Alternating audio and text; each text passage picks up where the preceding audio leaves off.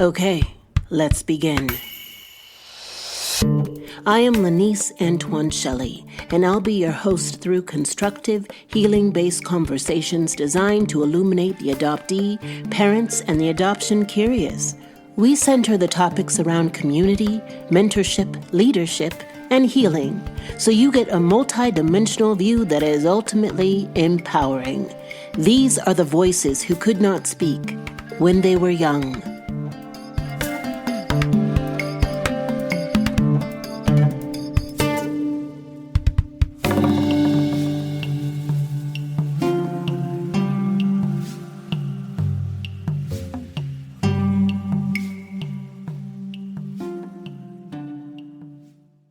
Hey y'all, if you've seen me on Instagram, I'm in my summer glow phase and I am unapologetic about it. My hair is luscious. Fun fact, I didn't start properly treating and doing my own hair until I was a grown adult because like many Black adoptees, no one showed me how to do my own hair. And because I love you all so much, I'm going to share with you my hair secret. I'm always on the lookout for things you'd love and things that will enhance your well-being inside and out. We Unique Cosmetics sent me their Moisture Lock pomade and scalp and hair therapy oil from their Metamorphosis line, and it's so decadent, light, and nourishing, fam. This has become a hair routine staple. It has a soft lemongrass scent that people comment on when I walk by or when they're doing my hair because now I have boho locks.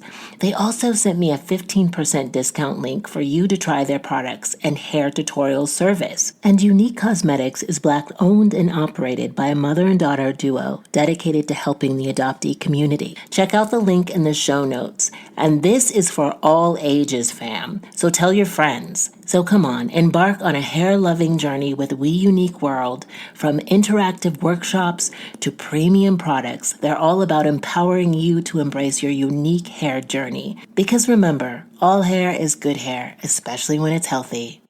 Hey you, how's it going? I am extremely excited about the conversation today, so we're just going to jump in. Some of you may have already connected with my guest today, Isaac Etter, on the social medias, or you've worked with him personally, or you've listened to Isaac on episode 35, where he was just launching his consulting business, which is now a multi-layered organization catering to every nook and crevice of the adoption constellation. Isaac's work is incredibly versatile, practical, and accessible. And this accessibility doubles the impact on families and children everywhere. So, no one can have any more excuses. Isaac is a social entrepreneur, transracial adoptee, founder of Identity, a startup focused on using technology to help foster and adoptive families thrive, and the owner of a small business strategy agency called Etter Consulting. Identity is dedicated to equipping parents so that the children are empowered. Now, Isaac and I just partnered, and Isaac is offering you 15% off the Identity Practical Guides. The guides are Practical Guide to Transracial Adoption and Practical Guide to Black Hair Care. Isaac also co-founded an education and advocacy organization called Safe House Lancaster, where he was the co-executive director. Safe House Lancaster merged with YWCA Lancaster in July 2021. And 2 years ago, Isaac became a father, adding another beautiful texture to his already rich lived experience. Now today, Isaac and I talk about the importance of a child feeling comfortable in their racial identity.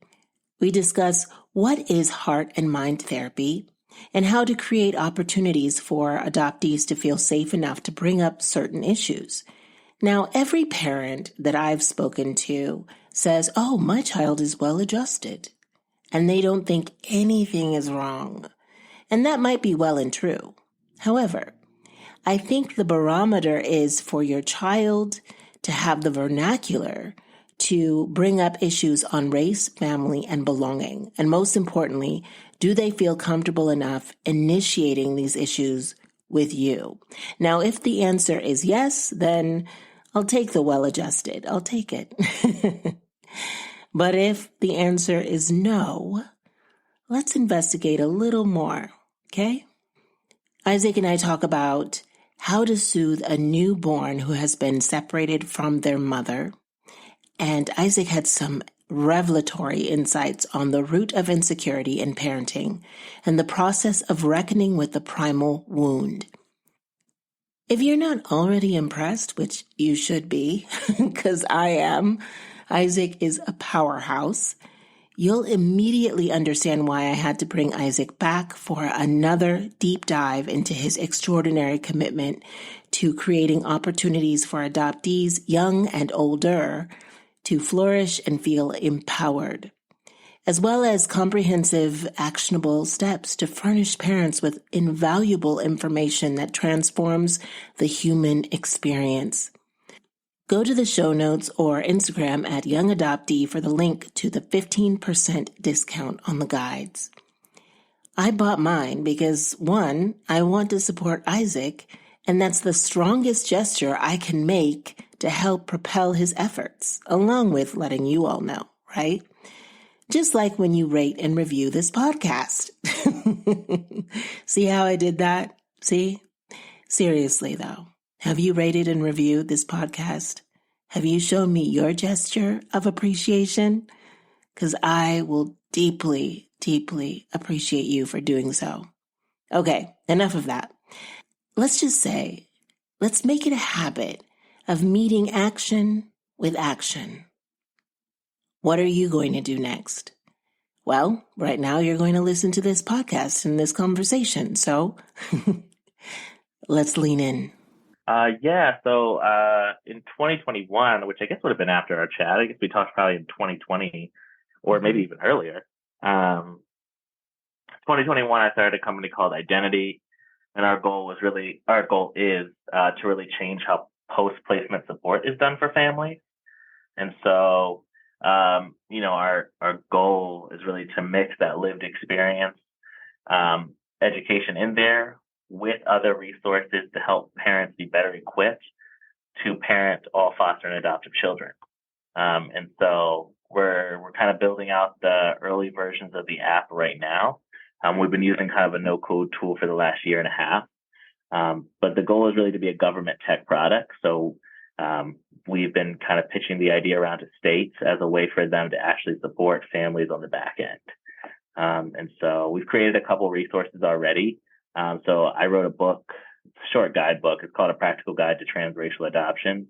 And that was our first of the practical guides. And now we have a practical guide to Black hair care, which came out last week. We have about 4 more in development. And so really, Identity is all about creating like the best foster and adoptive education. And so that's been kind of like side one of what I've been doing.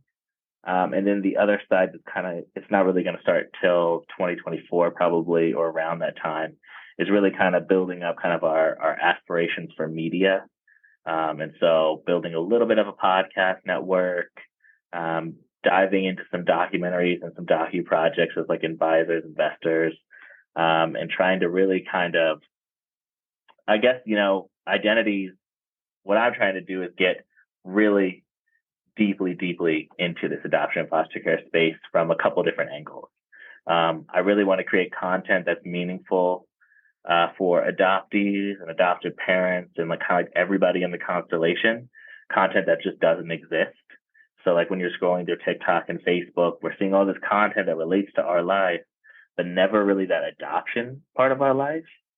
And so what I'm trying to do is find creators and kind of personalities that can start to embed content into those feeds of people who are adopted in foster care or adopted parents that is very natural. So not like This Is Us, which is like a heavy adoption show, but just how you like watch regular content. Like I think it'd be funny as hell to just see like just a random, girl talking about struggles dating as an adoptee. And just like kind of creating really creative media that speaks to our experience, makes us feel seen, but then also guides people back to the work that we're doing at Identity, which is really reshaping adoption and foster care education. And so we've been hustling.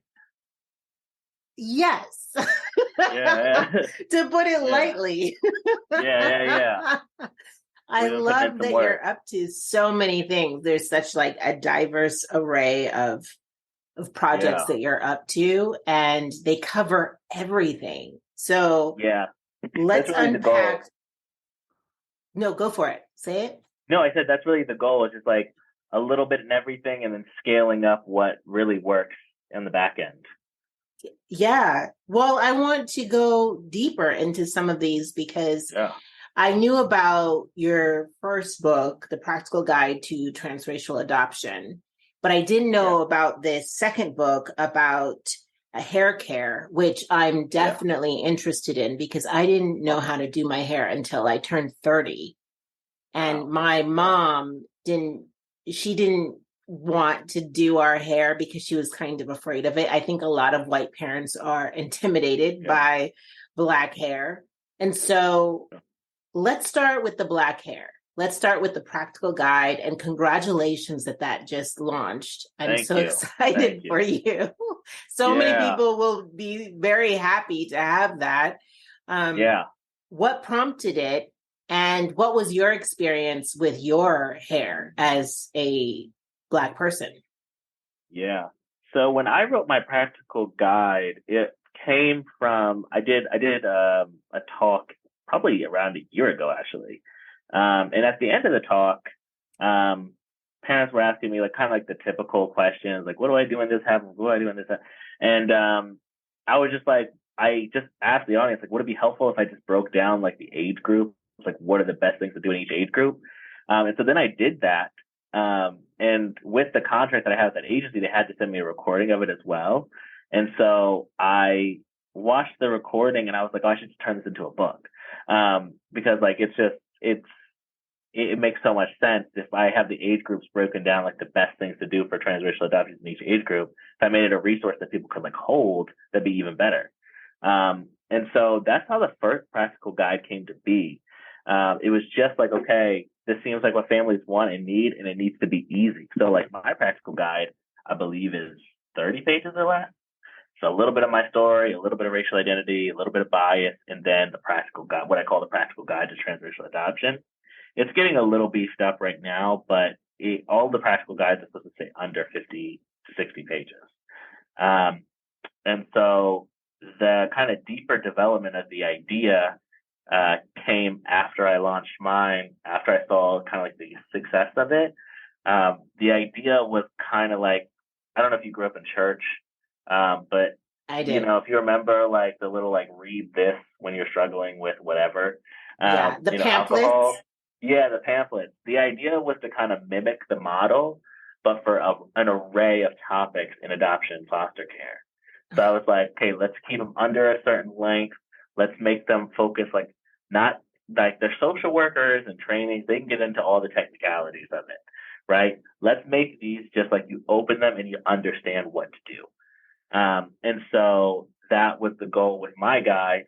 And then I just kind of made a formula around it, or at least a theory around it. And that's what we took into the next four that are in development. Okay. And so that was the guy with a practical guide to black hair care. I found somebody who I thought embodied that idea of like, let's make it easy for parents to understand. Let's make it fun for them. Let's take the stress out of it. You know, let's stop making parents be afraid of hair because that does nobody any good. Um, and so we found Taria, who runs Hair Essentials Company. Taria is a fantastic hair care trainer. Um, she just has a heart for the adoption and foster care community. She kind of stumbled into this work just like I did. And so just kind of by accident, an adoptive family reached out to her, and then she kind of took a deviation and made it her focus. And so we partner pretty heavily with Hair Essentials Code now. And Taria wrote a practical guide to black hair care, which I think is really, it like seriously embodies the mission of the practical guide, which is like easy, fun, and quick, and takes the stress away. And so that's how the practical guide to black hair care came to be. It was also a resource that I thought was desperately important. And so it was, you know, we have four others that I'm working on right now with different people, which are also important, but I knew that just like transracial adoption, Black hair care is another thing that's been heavily missed for decades. And so if we could really find a way to fill that void, it was probably more eminently important. And how about the practical guide to transracial adoption? That I'm guessing that does not encapsulate hair care. No. It encapsulates other topics. What topics do you hit on in that practical guide? Yeah. A practical guide really embodies the identity formation and the best things to do to make sure that your child feels secure in their racial identity. Okay, so it touches on like, hey, it's really important to know how to do their hair, and like it's good to go to a barber shop or a salon at this age group and start getting involved in cultural events. And here's how your adoptee is going to develop. Here's how they're going to start thinking about themselves, especially if they're not in community that looks like them. So it really touches on a lot more of the formation of the adoptee and how they develop and what's the best things to do to support that development, as where the practical guide is like just one area of that development. So like hair care is an important area of that development, but it's just one area.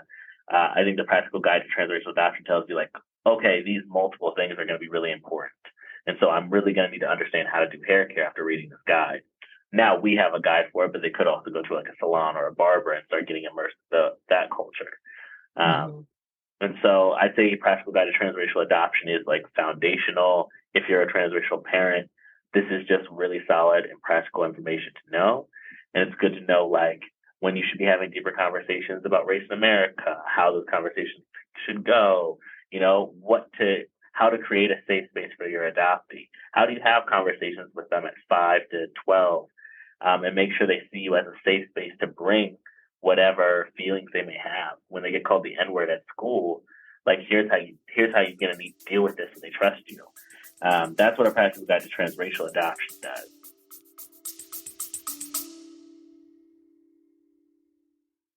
Hey, I want to share with you something that has changed my life. It's more like someone, my therapist. Why is she so important? Well, because I want to win in this life. I want to break through the carousel of stories I've compiled that hold me back, that keep me from expanding into my full potentiality. Stories of unworthiness, not enoughness, and even stories of questioning why I am here. I also want to stop dumping my unsorted feelings on the people around me and reacting with the same behavioral patterns that keep me stuck. Conversations with my therapist have made me more confident, clearer in my intention, and more centered in my spirit. That is why I am elated that we are sponsored by BetterHelp, where you can, from wherever you happen to be right now, match with a therapist tailored to your exact needs. With BetterHelp, you can tap into a network of over 30,000 licensed and experienced therapists who can help you with a wide range of issues. Someone who you can text at any time and schedule online for either a chat, Zoom, or phone call. And if it turns out that your therapist isn't the right fit, you can switch to a new therapist at no additional cost. Visit the link in the show notes, betterhelp.com, when they were young, to get 10% off the first month. You need to click the link in the show notes in order to get the 10% discount. I want to see you win, beloved. Let's do it together. Visit the link, betterhelp.com, when they were young.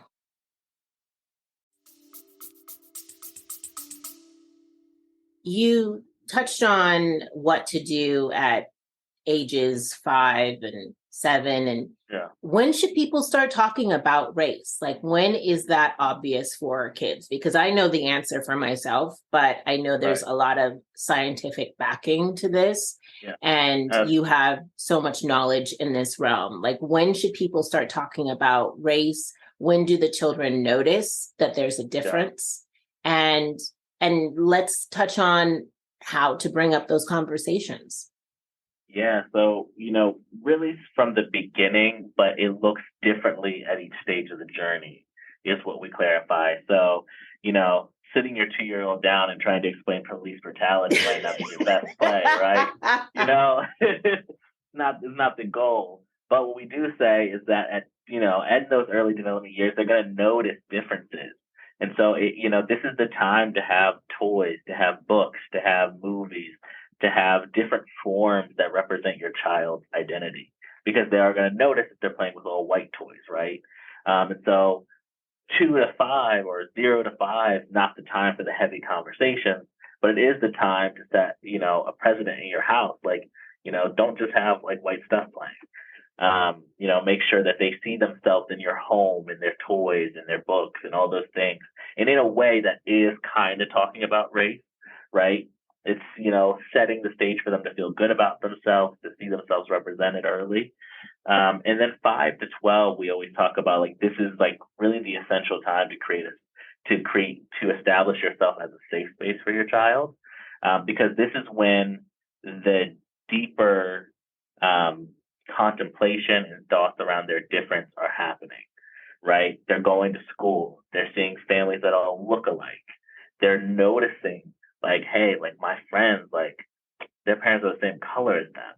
And so all these little insecurities are getting formed in this kind of early development stage, even if they're not entirely conscious, right? Even if they wouldn't verbalize it exactly that way, they're looking around and they don't want to be different, because none of us want to be different when we're young. They're looking around and realizing, gosh, like I'm not fitting what all these other people have going on. Not to mention what could be happening in terms of bullying and different making fun of at school. So there could be a kid at school that always points it out. Like there could be all these different things that are happening.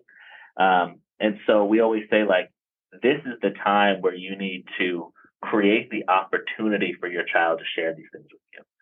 So you can't just rely on the adoptee to come and tell you all the time. You need to, whether it means making sure your teacher is aware and having conversations with your teacher, which really should always happen, but and just saying like, hey, like we understand that this is going to come up for our child. We'd appreciate like if you see it coming up a lot, or they're talking about it, just letting us know so we can create intentional time around it. I also suggest like picking a time once a week or once every other week to try and like take your kid out for like ice cream or after school, like McDonald's or something, and trying to actually create the space for them to talk about their feelings and kind of asking questions around it. Like, how do you feel at school? How do you feel with your friends? Are you comfortable right now? Is there anything I can do for you? So things that me and you probably didn't have, where parents have to be a little bit more intentional about making sure their child feels comfortable coming to them around topics of race. Because they're not going to see it from 5 to 12 as racism, probably. They're just going to see it as like, oh, I'm different and I hate that. And so the only way that adoptive parents, I think, become safe spaces for their children in that phase is if they initiate the conversation. If they make it clear they're willing to sit with their adoptee in those feelings.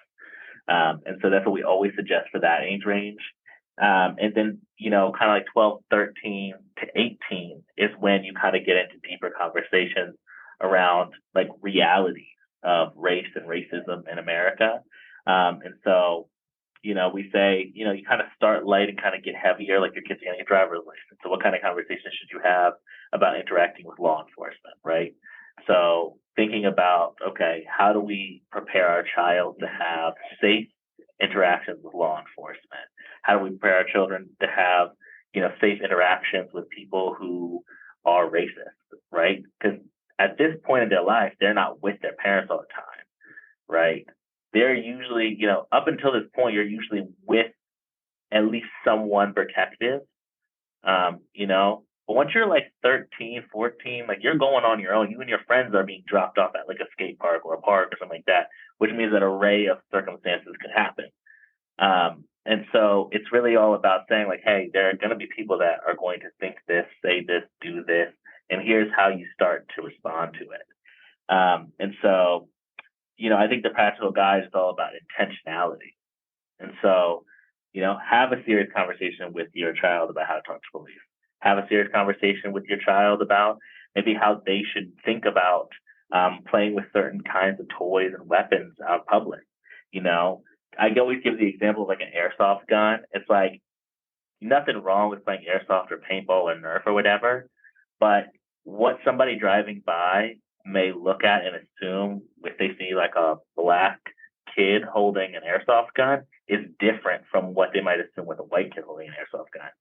And so literally just like having meaningful conversations like, hey, like we don't agree with this, but here's how some people could interpret this. And so fine to go play airsoft with your friends, but hey, could you make sure that if you're going to do it, you're in a backyard, you're in a safe area where you guys are going to be safe and kind of, private and where, nobody would assume differently. And those are conversations that people in the Black community have been having for decades with their children, right? Like no Black parent would send their Black kid on a street view drive with an airsoft or a paintball gun because they already know, they already live it. But white communities aren't prepared for these conversations. They find themselves uncomfortable in these conversations. So it's really about framing it as like this is an intentional protection for your child, and it's intentionally making sure that they're prepared for the world that they're walking into.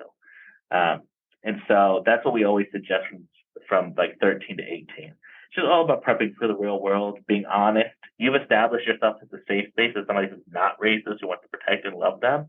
If you've done that well, then you can start having conversations about other groups and saying, hey, like even though this is not what we believe, other people may put these assumptions on you, and here's how you can handle that. And then 18 and beyond is all about support.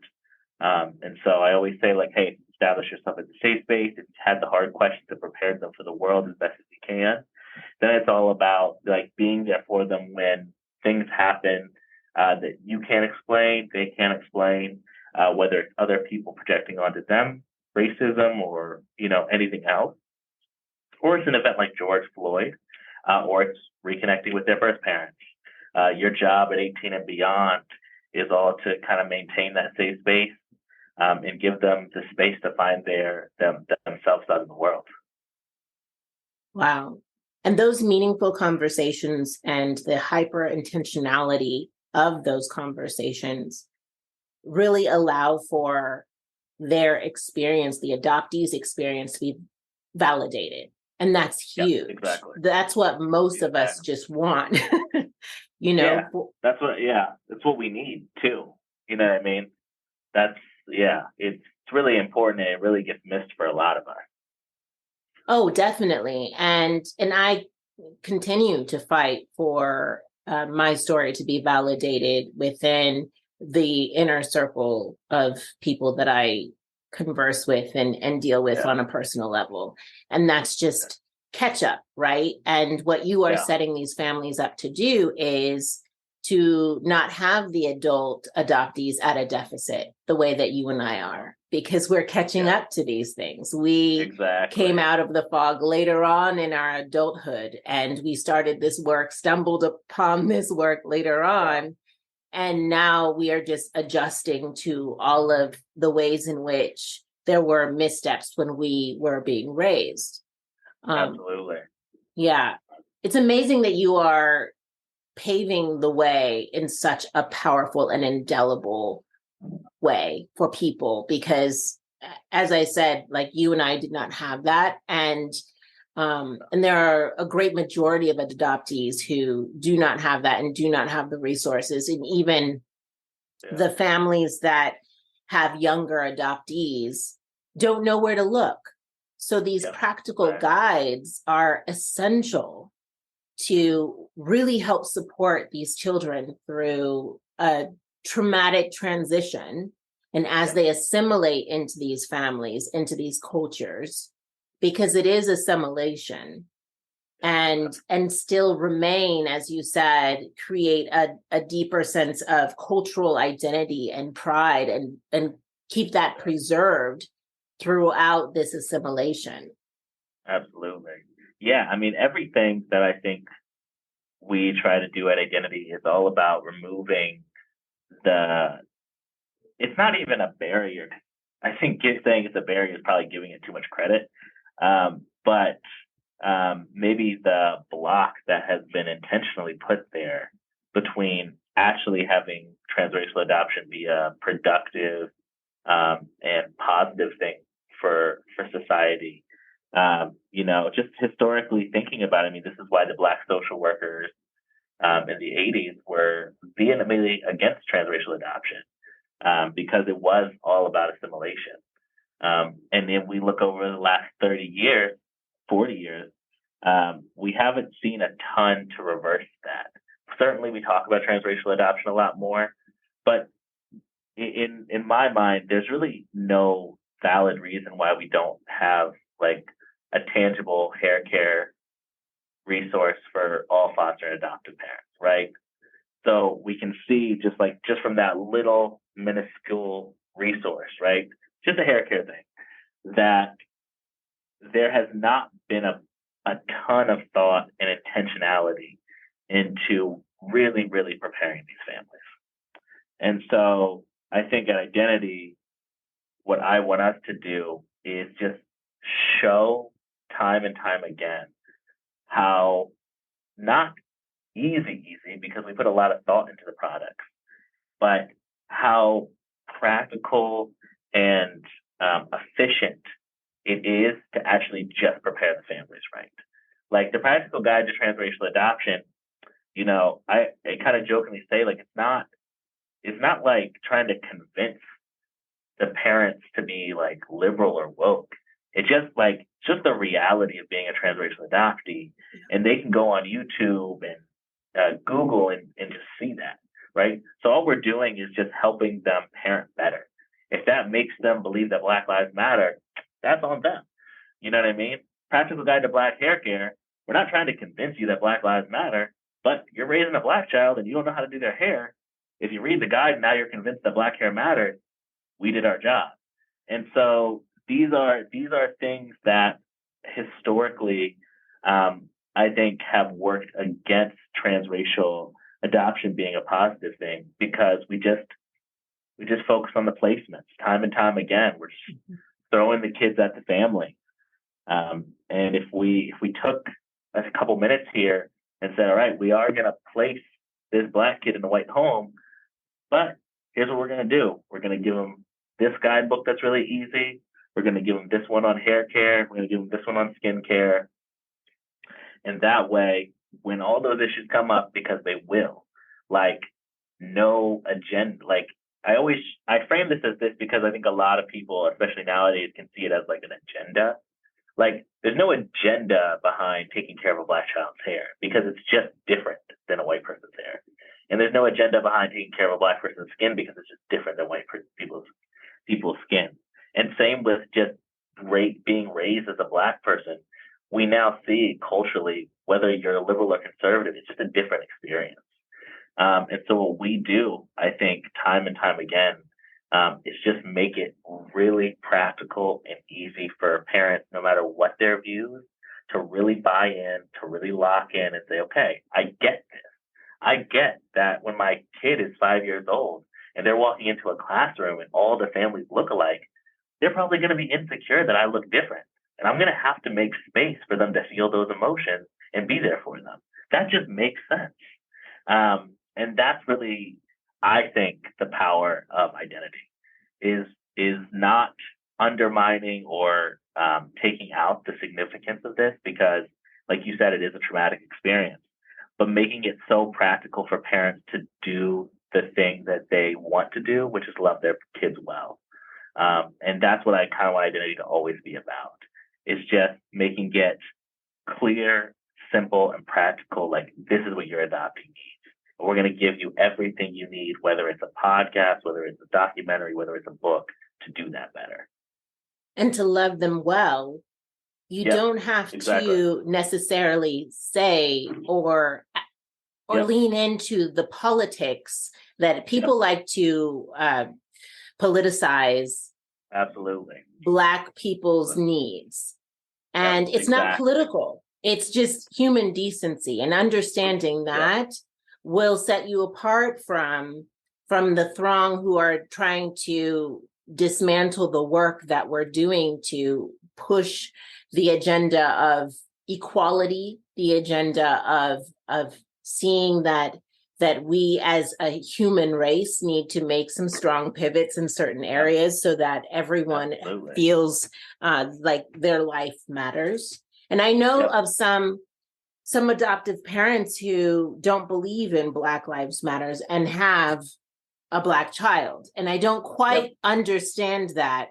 And I don't think I ever will, because in their minds, it's political. It's not political. You really have to extricate yourself from that idea, because it is literally just identifying the racial disparities that exist. They do. And saying that you're blind to color does not change my experience as a Black woman. Because the people that I encounter are not as blind as you are, allegedly. Exactly. You know, and will treat me accordingly. And so your blissful ignorance and negligence does not change my experience. So it's imperative for the adoptive parents to own up to how the world will perceive these children. And that's not political. That's just fact. Exactly. No, I 100% agree. And it's interesting because it takes just being in the transracial adoption space on its own for 5 years now, and kind of watching the different waves of it and kind of how parents react to different things. It is delicate, and it's weirdly delicate. But you're right. People politicize it or make it seem like recognizing the child's race is somehow its own agenda. And so, I think a lot about philosophy in how we're forming identity, and like us having our own philosophy and basing all of our resources around it. And kind of like, I guess it's kind of like our tagline, but it's also like just kind of like the basis of what we do everything around, is that we believe that when parents are equipped, children are empowered, and when children are empowered, families thrive. And so that's the guiding principle, right? How do we equip parents so children are empowered? And so when we equip parents on how to do hair care, guess what? Their children is now empowered in their hair care, right? When we equip parents to have conversations around race, now the child is empowered to feel those feelings. And so this is something that I think is really deeply important in the adoption space, and has been missing, is really like we have to have a good philosophy around what do parents actually need to thrive and be equipped to parent well, and what do adoptees really need from those parents. And we have enough data now to know that. Maybe we didn't 20 years ago, maybe we didn't 30 years ago. But the internet is a vast place. You're out here in your podcast, and they can go listen to that. And there's dozens of other ones as well that can inform us and let us know, okay, these are how adult adoptees are living. This is what we're seeing. And so I use all of that in my own experience to formulate us and wrap everything around that philosophy. And I've noticed that parents really appreciate that. Like, that means something, because no matter what we want to think about adoption as an industry, people don't adopt to, like, have fun. You know what I mean? Even if we don't love everybody that adopts, like their their kind of idealism about it, nobody adopts like recklessly. Nobody adopts to be a bad parent. So when people go to adopt, they want to be parents and they want to be good parents. Whatever their preconceived notion or how they've been taught about adoption might not be correct, but they're going into it with that desire to be good parents and to be parents. So if we can wrap everything around equipping them well so that their child is empowered and they can buy into that with us, I think that means a lot, and it changes the course of what has historically been the adopted and foster care experience. When you converse with these parents, and a lot of these adoptees are coming with behavioral issues, what is the conversation around the mental health, the behavioral health of these children? And because so many of these children are BIPOC, um, there is this narrative that BIPOC children in general are going to carry more issues, more maintenance than a domestic white child. Right. What have been your conversations around that narrative? Yeah. So we have partnered with a wonderful therapy practice called Heart and Mind Therapy in Virginia, and Amy Reamer kind of has done the trainings around trauma informed parenting. And what Amy, I'll say this: the reason I chose Amy for that, and the reason that I think Amy is so good at it, is because she understands one trauma and how it's formed, and she can break it down in a way that I think helps take away some of this stigma. Parents adopt infants, whether white or black, because they think it takes away trauma. But Amy has a good way of saying, "Hey, look, this is the reality, and it's the truth." So Amy did a presentation for us probably in October where she talks about infant trauma. What Amy talked about was when the infant is growing inside this mother for 9 months, what they're experiencing is her smell, her sounds. If she's listening to a certain type of music, they're recognizing it. And so when they're born, we think that this is the start of their journey, but it's really not. And so we think if we adopt them at birth, we're adopting them at the start of the journey, but that's not the case. Because while they're forming in the womb, they're hearing sounds, smells, eating, there's food, there's culture, in a sense, involved in that. And so she talks about how infant trauma is actually so impactful because what's actually happening at birth when a baby is taken away immediately, because this also happens in NICU situations, is that all the comforts that baby has come to know immediately are stripped. Not just the womb, it's also the smells, the sounds, the voice of the mother. So this creates panic in even an infant. And so this is why most people who adopt even infants talk about how hard the infant stage is with adopted children, because that adoptee is in a constant panic because all their known surrounding and senses have all been changed immediately. So she always talks about how you should get like a shirt from your birth mother. You should figure out what kind of music she listens to and play it for the child. And so when we think about trauma informed and helping parents around trauma, we look at it through that lens again, which is that, look, no matter what you heard, here's the practical, like psychological truth, is that no matter whether you adopted them when they're 5 or when they were an infant, they're carrying this history. And they're carrying this culture inside of them that was formed through the time they were in the womb. And so the only way to support that child is to figure out how to mesh some of these things, right? And so this is, I think, another reason why foster youth struggle is because they go into a home, maybe well-meaning, but that home doesn't change at all to fit them. And so when you adopt, whether it's an infant or a 5-year-old, you have to change your home a little bit. You do, if you're adopting an infant, need to figure out, hey, can we get a shirt from the birth mother, something that has a smell that we can use to soothe this baby so that you know this is a safe space? And can we find music and other sounds that incorporate that culture? And even on the side where they're 5, they might already be struggling with those behavioral issues, but they're struggling with them because they feel unsafe. So what can you do to create a safe environment that reminds them of that safety of the womb? And so with a 5, 6, 7-year-old, this might be, how do we go back to the area where maybe they were raised with their birth mother for the first, couple of years of their life?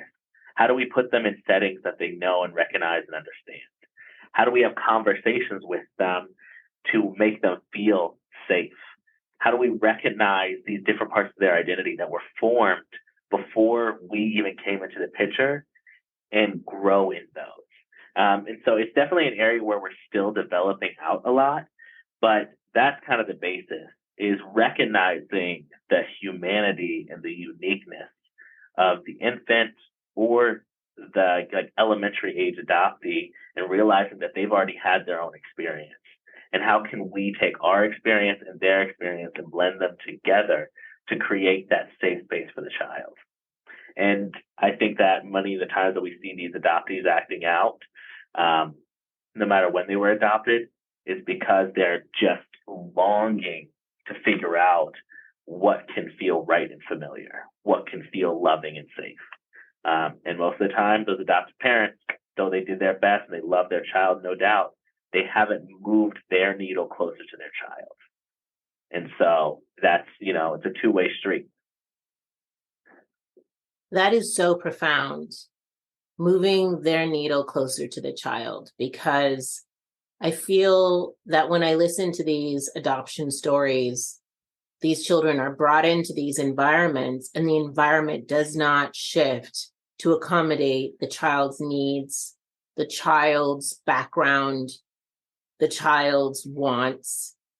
And then the adoptive parents wonder why the child is grieving or upset, or they can't manage their behavior. So that is huge. That's huge. And I have never heard about bringing in a blanket from the birth mother to soothe the baby. Yeah.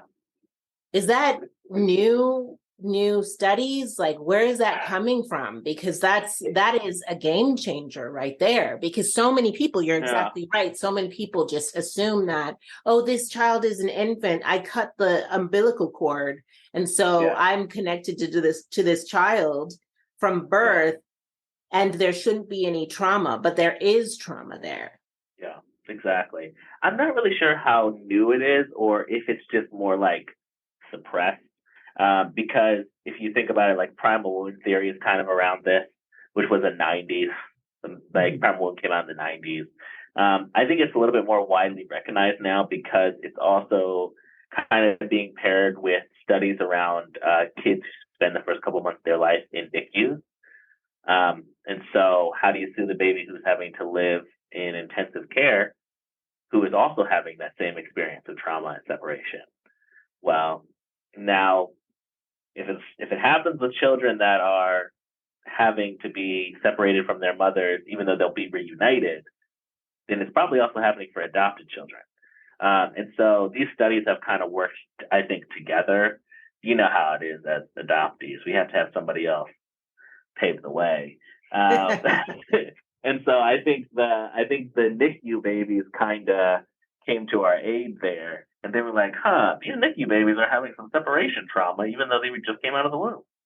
And then it's like, I wonder who else could be experiencing that.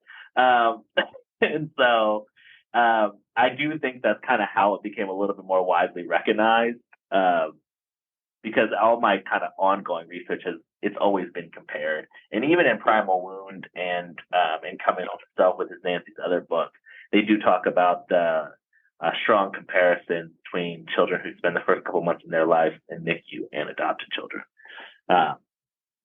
And so I think some of the strategies around it are definitely probably newer, like within the last 20 years. But it's, it's real life, and I've noticed this because now that I'm a parent, I also feel it, which I don't know if you knew that. I became a parent after our last conversation. Yeah. Congratulations. Yeah. Thank you. Yes, I have a 2-year-old now. So I guess it has been a while since we caught up. Oh my goodness. Yes, it's been a while. So much has happened in this pandemic. People have been busy. I know, exactly. Yeah. I was out here having a pandemic baby. And so, yeah. And so now that I have a 2-year-old, I realize how insecure parenting is. And so I think it's also given me a new lens to this work. And so when I look at kind of some of the things that we've ignored historically in adoption, I can also see kind of like the root of insecurity in some of it. Because as somebody who maybe struggled, let's just say with infertility, and then couldn't have a baby, so they adopted, and they wanted to have an infant adoption, because they thought it would be the safest to have the best connection.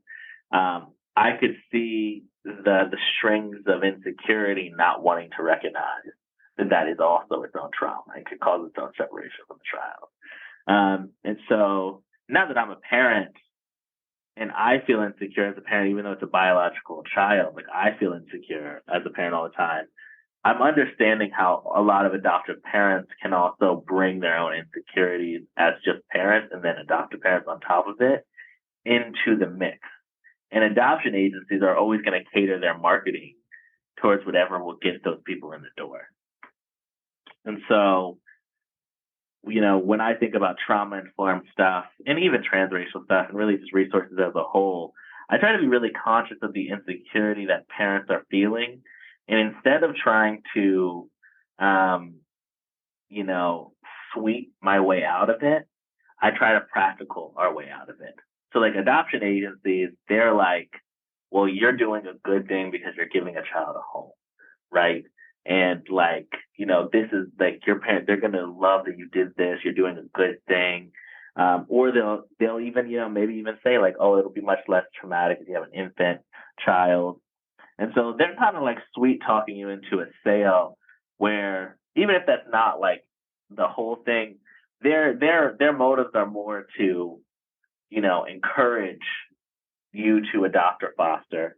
I think our motive is definitely still that you would want to foster and adopt, but what we want to do is say, yes, it's going to be awesome that you're an adoptive or foster parent. Here's how you could do that amazingly. Here's how, when you adopt an infant, instead of going through 6 months of hell of them not sleeping and constantly crying, here's a list of things that you can get from their birth mother that will actually help those months be much smoother. So instead of trying to kind of like convey that everything's going to be normal and easy, it's like, hey, it's going to be different, but you're already doing something different by adopting. And so why would you not just need a different set of tools?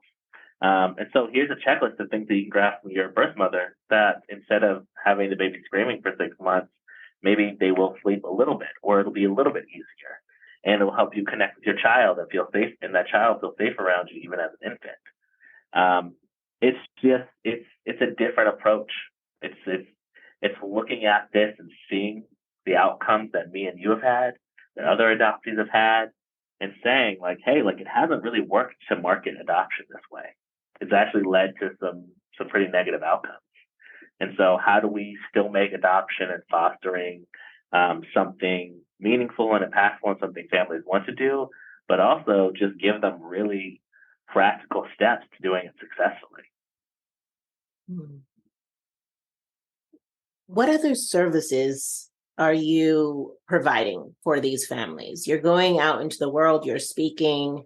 How can people interact with you who possibly are not connected to an organization?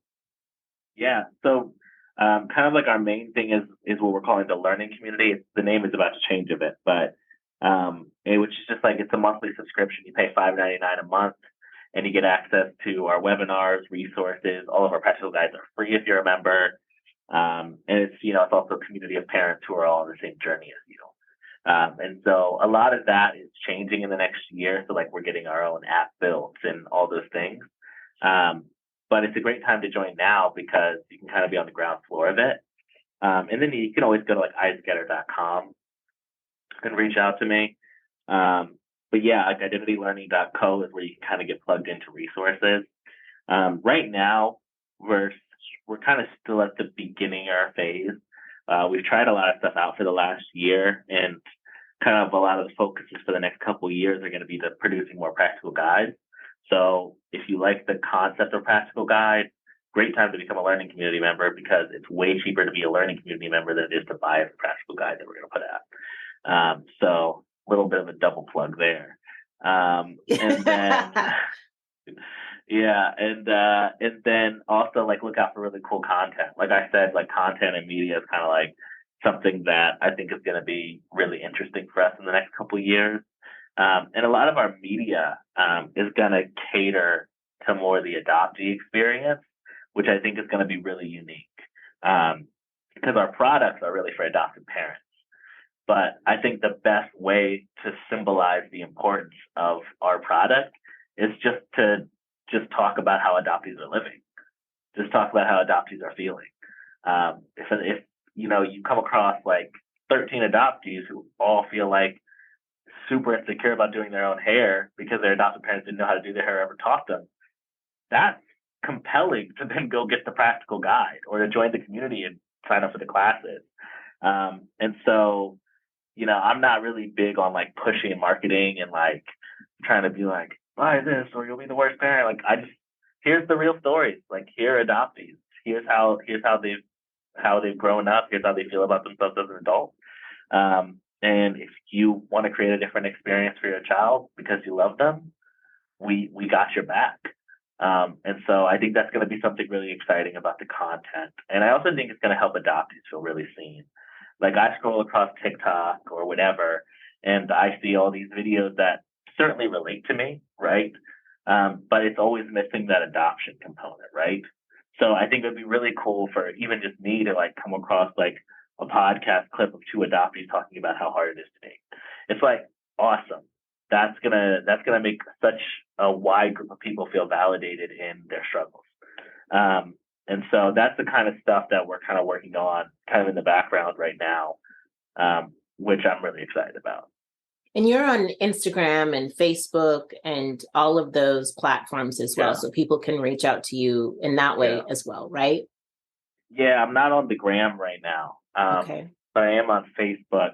I'm doing some like I took a little bit of space away from the social media thing for a second just to how it is. It just you get it all, the social media and all the things, you kind of burn out from it all. And so I wanted to create some space to kind of feel really excited. And so be back on the gram in like June-ish.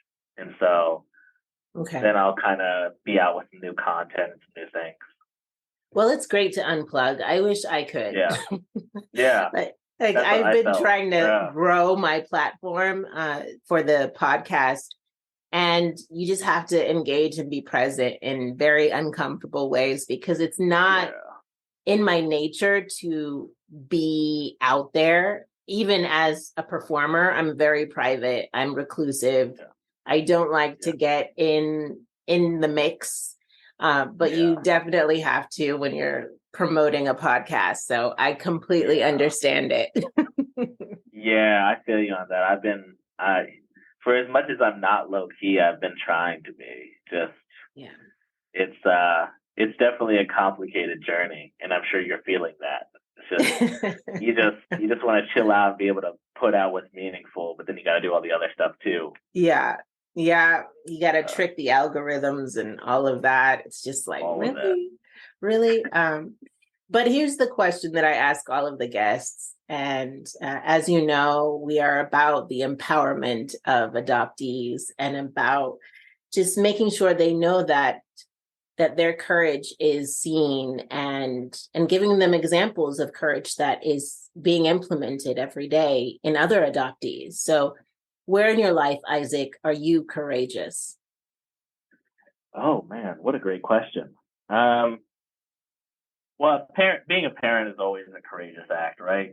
It's a wild journey. I love being a parent, but it is definitely always committing each day to trying to give it your all, which is always hard.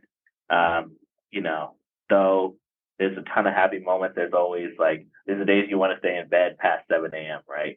And so that's definitely one area of courage is just kind of staying consistent.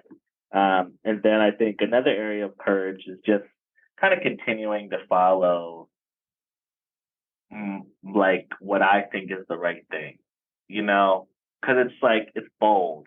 And it's been kind of a long time of being a little bit outlandishly bold with my work.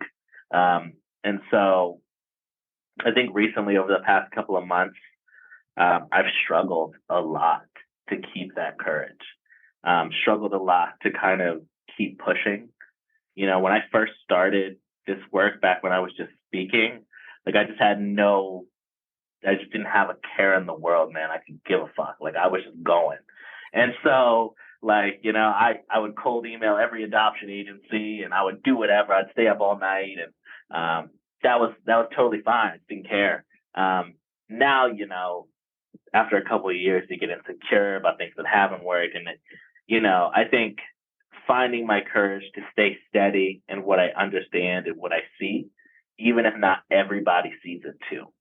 And right now, I think that's where I'm staying the most courageous. Is like, I got kind of like weird idea around what I think will mean a lot in terms of media and parenting for the next 10 years. And I'm going to like push that needle and try to be ahead of the curve. And if I'm wrong, I'm just going to be wrong. But that in and of itself is its own kind of courageous move. Another beautiful episode. Thank you so much for listening, and thank you to my guest today. If you liked this episode, the best way to support me and this work is to write an iTunes review, a 5-star review.